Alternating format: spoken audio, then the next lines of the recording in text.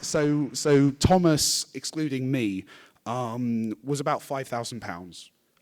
That was paying other people to do work.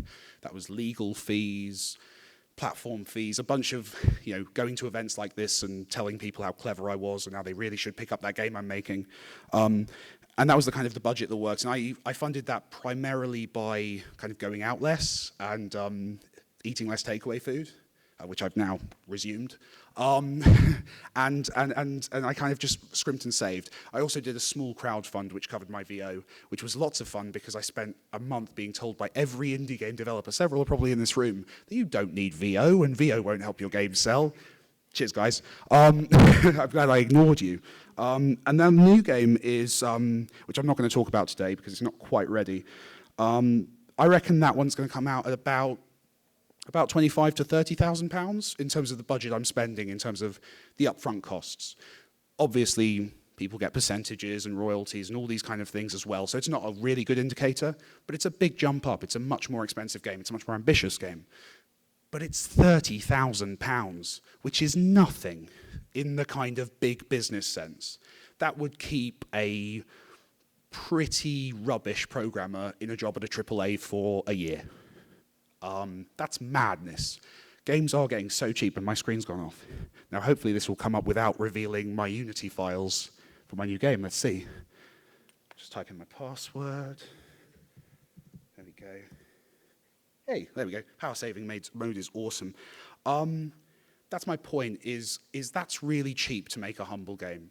To make a game that will release on desktop, maybe console, the ones that will let me release on them, to be on those platforms for £30,000 is amazing. Compared to 3 years ago, that's insane, and it's awesome. Next point. I can buy the solution to a common problem for less than an hour of a specialist freelancer's time. This is massive, and this is really recent. This is between 6 months and a year. So for those of you who don't use Unity, first off, use Unity. But the second point is the Unity Asset Store. So the Unity Asset Store, you go on there and you can buy art meshes, code, sound effects, everything really.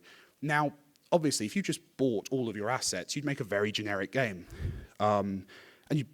It's not a good way to make games. But if you use it selectively, what you can do is you can source a lot of problems, a lot of solutions to a lot of problems that you would normally have to pay a team. So a good example of this is my next game. When a character moves behind a wall, I do the standard thing of making a silhouette where they are, so you can see where they are through the wall without looking silly. I've been on projects, which I won't name, where we decided not to add that because it would take too long for a programmer to get it in. And for budget and time constraints, we decided not to bother. I bought that for $20 off the Unity Asset Store.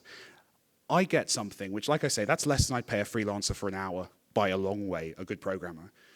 But also, the programmer who made it is not beholden to me to just sell it once.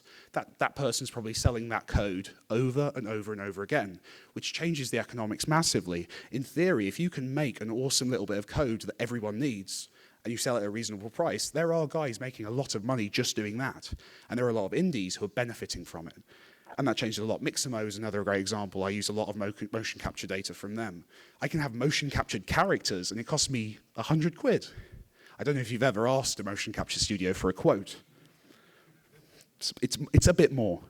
And distribution platforms. So getting on distribution platforms, again, has eased up. It's gone into sleep mode again. I'm going to really know my password by the end of this. So things like getting onto Steam. Steam integration. Anyone who tried to integrate themselves into Steam before a year ago knows that there's quite a lot of work to plug into the API. Leaderboards, achievements, those bloody cards they've just added. That's a lot of work. You can buy code middleware on Unity Asset Store. When I bought it was $300. Now it's about $30. Bastards. So you can find these solutions. Jobs that used to be really expensive are now cheap. I've made that point a few times. I'm going to move on. Bosses are giving their employees freedom to do their own thing. Anyone who kind of follows me on Twitter or knows my background knows that I made Thomas while working for other people. and then quit my job. Sorry, Imre, I know you're in the room. I apologize. But I'm going to say nice things about you now, so it's fine. Lots of employees are wising up to the fact that they have really individually creative people working for them, and that those people want to make stuff in their own time. They want to do cool things, they want to fiddle around, make little games. It keeps the employee happy, it trains them, and they might have success and then in front of a room full of people say you were clever to do that, which is good. We're seeing this everywhere. We're starting to see all these games coming from the ground up of companies. I'm going to use Bossa as an example again because they just keep doing the right thing. Surgeon Sim was, a game jam by 4 guys. They brought it back into the office. Everyone in the office liked it. What did the company do? Did the company say, oh, that's really sweet, now get back to work on that licensed game? No. They went, this is pretty cool. And now they have a massive game which is doing really successfully. This is working. Like there is a model where you don't have the boss of a company decides necessarily what everyone's doing. And companies are changing. And that's only a good thing for the kind of people who would come to an event like this and listen to an indie prattle on about how clever they are. Players' age, they diversified, they broadened. This one's going to get some boos. So obviously that's what everyone's saying because it's true. I mean, it's always true. It's never been a case where everyone just sat down and said, no, everyone who's playing a game at the start of the year, that's going to be our audience at the end of the year. No new gamers this year. That's never happened. However, we have diversified. More people are playing games than ever, et cetera, et cetera, et cetera. What that doesn't mean is all those players want casual games. You can actually, what's a brilliant side effect for our business model, for those of us making games for less than £50,000 plus our own time, which also carries a cost, we can actually make a really niche game. Because there's so many players, that means that if 0.1% of them kind of want a farmyard, but I was about to say a farmyard simulator. I think that one's more popular as a genre.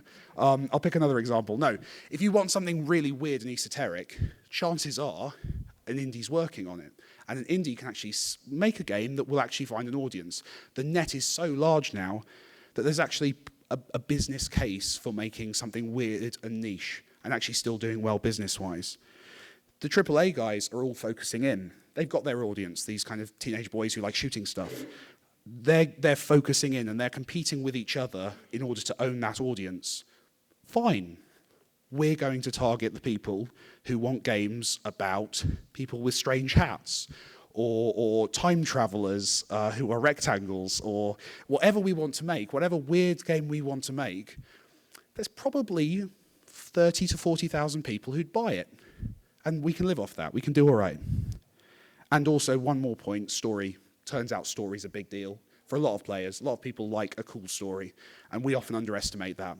From a kind of moving on the medium standpoint, I totally get that we want to do player stories and focus on that stuff. But actually, as well as that, we can also do focused, drilled-in stories like mine. Basically, that's where I say I'm clever. Next point. Curators are more important than broadcasters. So again, it changed. The power and where the power to kind of get the word out about your game has shifted. We have celebrities now in the indie world.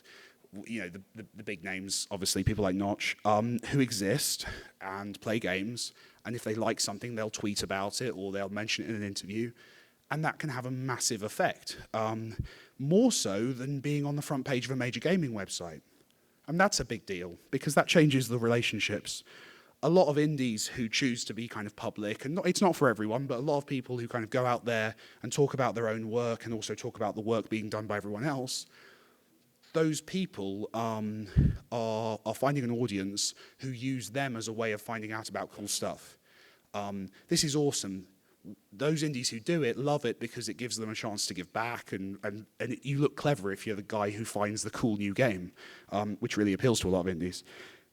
But that means that changes the power dynamic. It means that games that are weird and cool become popular because it doesn't have to appeal to a common denominator. People are just choosing stuff they like, and that's awesome.